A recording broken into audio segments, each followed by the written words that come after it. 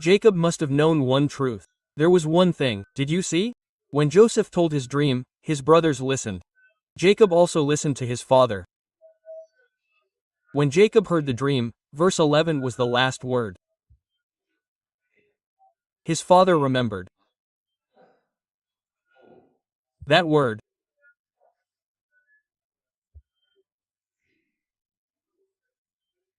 When he said that the sun, moon, and stars came and bowed down before Joseph, Jacob remembered those words.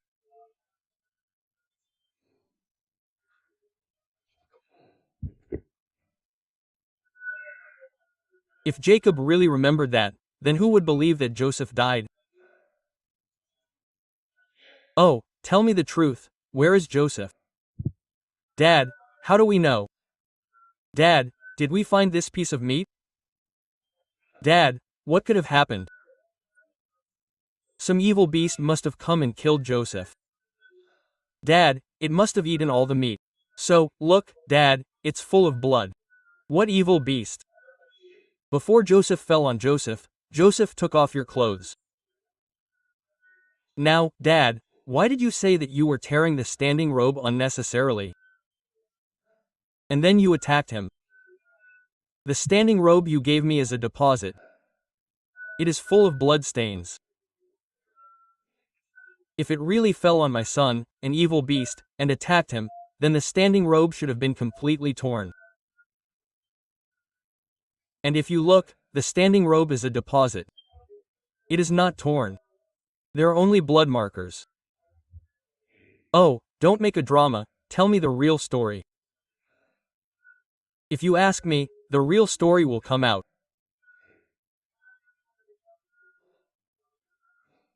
Brothers and sisters, sometimes in our lives, we bring pain and then suffering and then disease with the illusion that something has happened.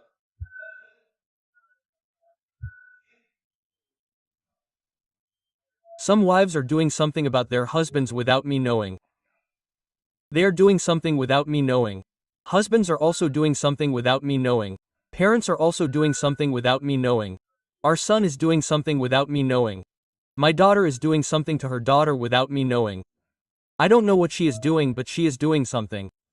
I don't know what she is doing. She is doing something. You don't know what your husband is, but why do I have doubts? What is the truth?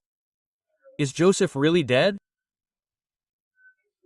At least when I looked at that standing tall man, using common sense, if the evil beast really attacked my son, his clothes must have been torn. Where is the standing tall man torn? Where is the standing tall man without a tear? Where is the standing tall man standing tall without a tear? How are there blood stains? Are there blood stains? Surely someone has put these blood stains on him. My son is dead, I am not dead. Moreover, God is with my son, and God is with my God. When God is with me, when God gives me a dream, He fulfills that dream. My God will not take my son away without fulfilling that dream. If you think that the one who gave the vision will not fail to fulfill the vision, Jacob is not the one who cries. Sometimes, due to haste and unnecessary thinking, many people are destroying the houses. Today in your life, you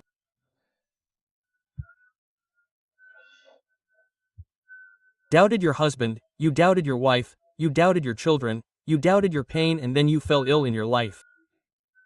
Think for a moment. Jacob cried unnecessarily for about 25 years.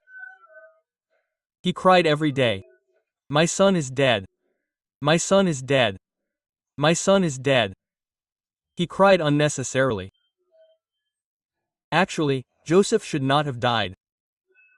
My son is not with me. My son is far from me. Mothers and fathers, please listen.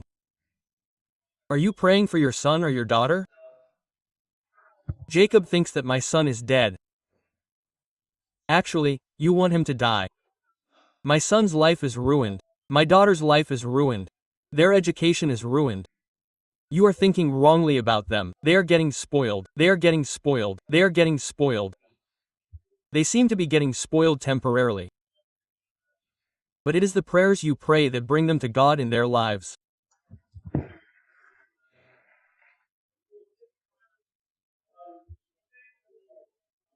They are going to be led from the path of corruption to the holy God. So, mother and father, please look at your son today and your daughter today and say, "They are corrupt, they are far from me, they have fallen." There is no use in blaming, hating, cursing, but there is a use in praying for them with tears. Augustine's mother cried so much when she saw Augustine because at a young age, a boy named Augustine started going to prostitutes. He started gambling. He started sinning with the maid and the girl who worked at the house. But one day he gave a testimony. Do you know what? When I was drowning in sin, when I was drowning in the sea of sin, my mother's tears like waves brought me to the presence of God. My mother's tears pushed me, pushed me, pushed me, pushed me to the feet of Jesus. Augustine became Saint Augustine. Today, you may feel like you are deteriorating, decaying, and falling apart, but your prayer will save your son and your daughter. That day Jacob thought his son was dead, he was gone, he was gone. No, God was protecting Joseph, blessing Joseph, and taking Joseph to the position of ruling the land of Egypt.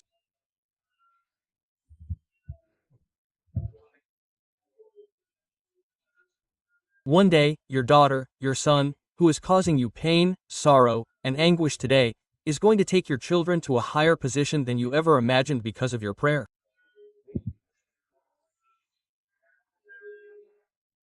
Please do not stop praying. Do not stop shedding tears. Your tearful prayer is the assurance for your children. Your prayer is the assurance that will give them a golden future.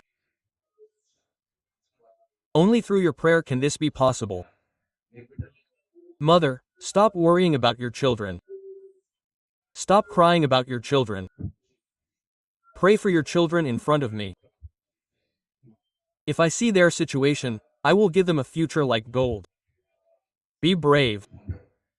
Today, God has spoken to me through this message.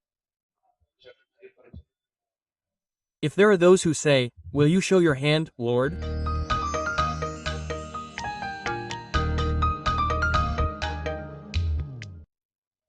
When did the most holy and loving Father step into the temple?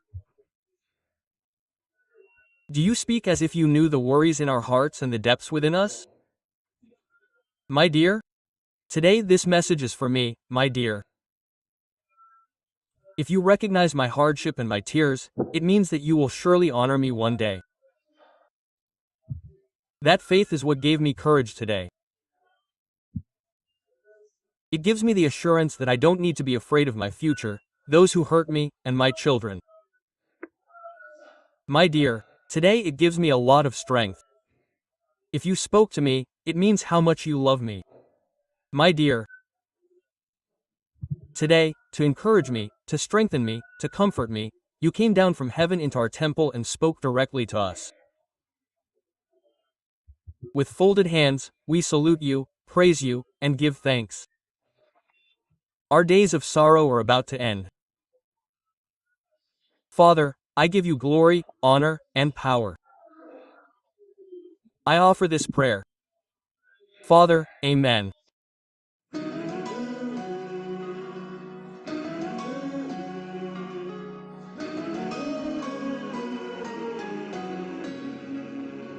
A.